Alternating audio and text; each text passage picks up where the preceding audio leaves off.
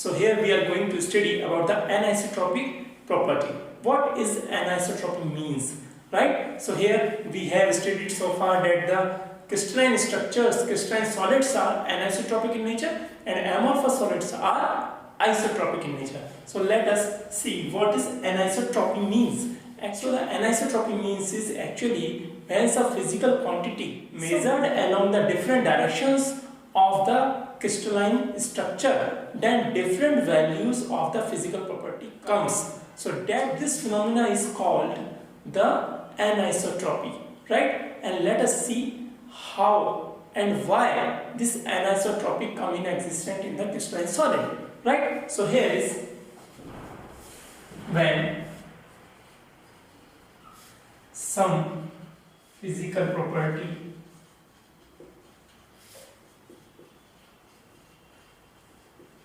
measured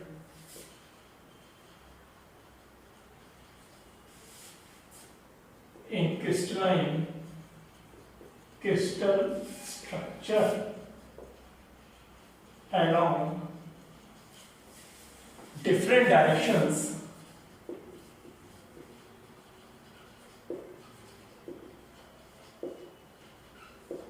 then different values obtained.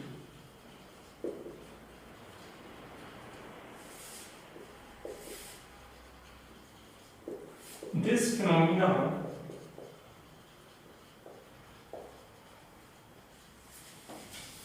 is called anisotropy.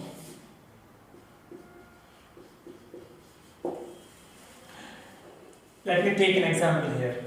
So, suppose that a crystal is composed of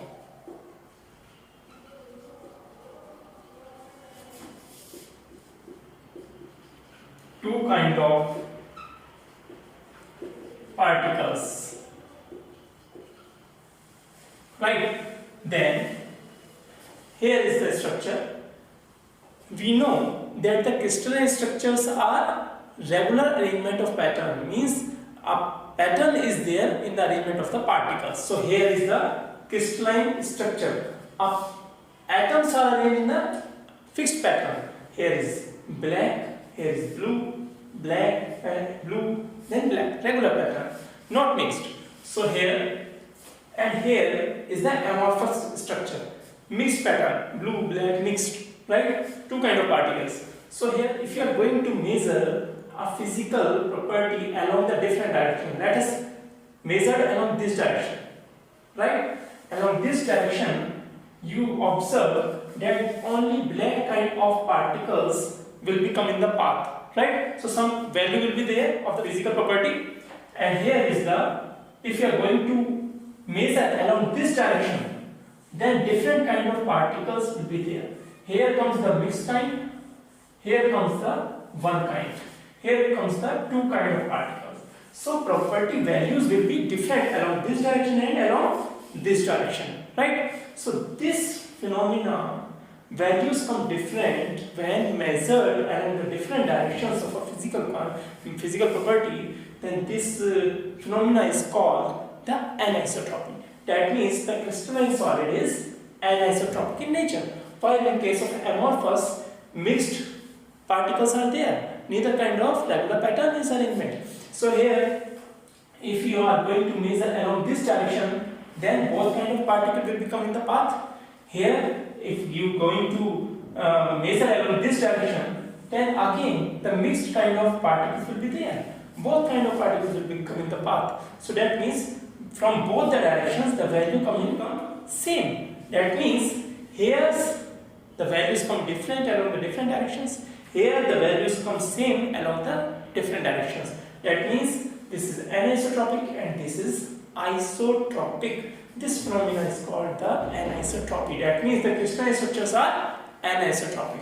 And why this come in existence? Because here is the different arrangement of particles along the different directions. In this direction, the arrangement of particles is black, and along this direction, arrangement particles of blue and black both. Right? So arrangement of particles are different along the different directions. Here the anisotropy generates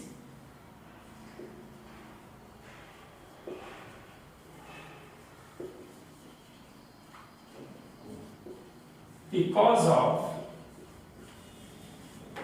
different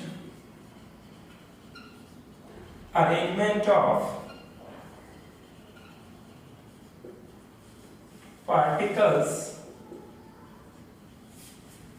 along different directions. Right?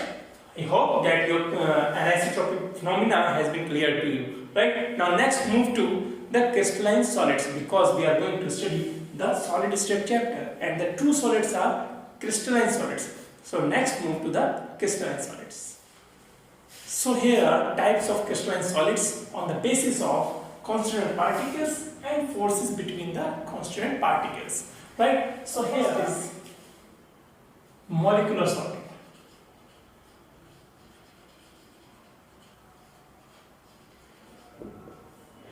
As from the name it is reflected that it is composed of molecules. Right? That means the constituent particles are molecules. So the constituent particles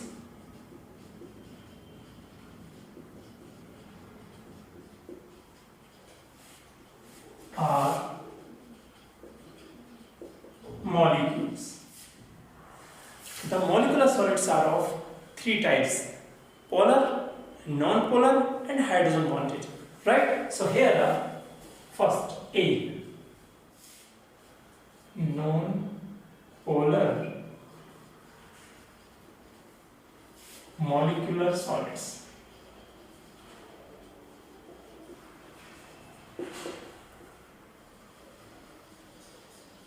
In this, the molecules are formed by non-polar covalently bonded atoms. So here molecules are formed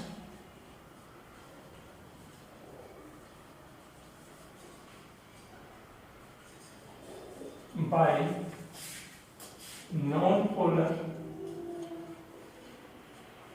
covalently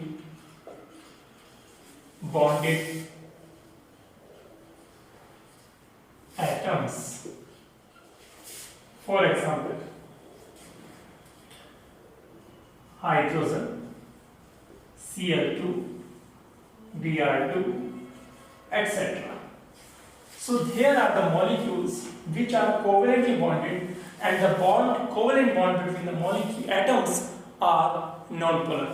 For example, here hydrogen or chlorine or bromine, whatsoever you may take here, chlorine and chlorine, covalently bonded atoms are there. This is the covalent bond, and here one chlorine atom, two electrons are shared in the covalent bond, and both chlorines are same electronegative power. So here the bond, covalent bond is non-polar.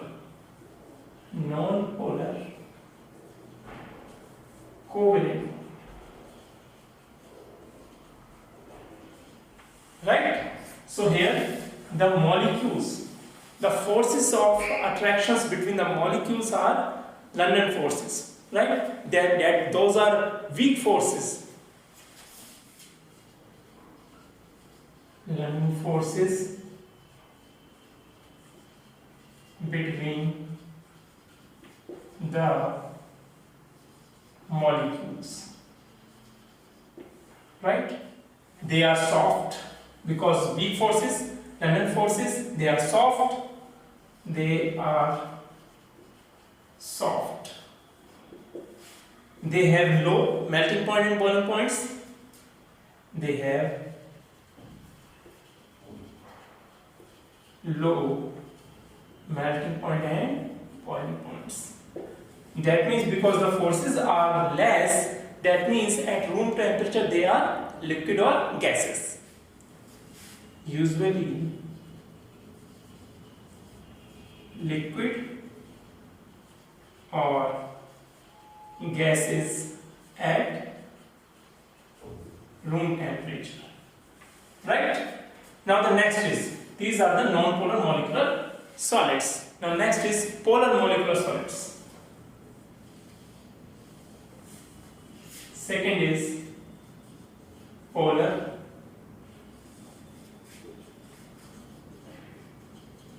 molecular solids. So in this